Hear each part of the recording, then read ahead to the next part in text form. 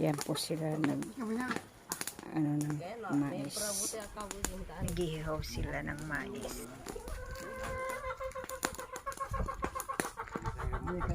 Kumakain ng mais. Mga kumkambusaw. Ano? Wala kang musong.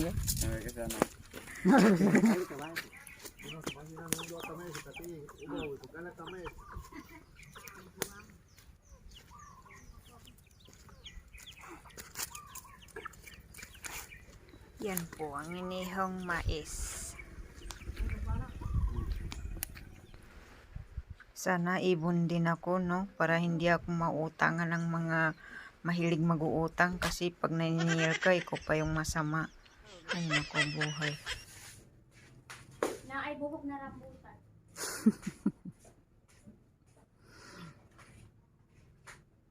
Rambutan. Sa inyo, kung bakit ganyan, sabi niya, hindi daw pwede akyatan ng babae kasi ganyan daw mangyayari.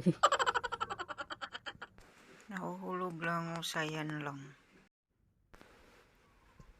Dito naman tayo, bayabas.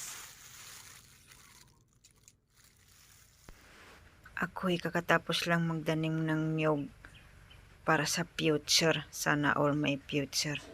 Dahil ako'y babalik ng abroad. Magbabalak ako mag-abroad.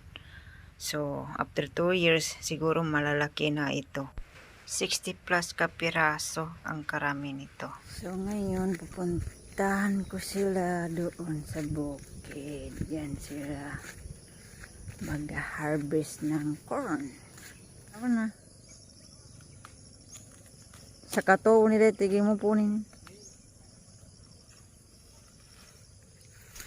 Yan po ang at pupunta ako doon. Bibisitahin ko. Many years na sila dyan. At ako'y bumibisita dire. Bisitahin natin sila.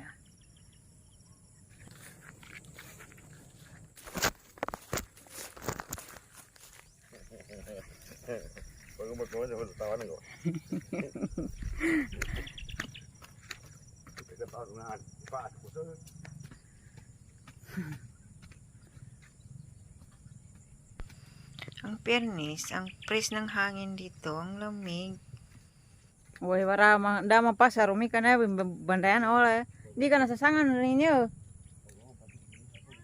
Bastante. Oh, sekali no. Ang makalot. Yun ang kapatid ko.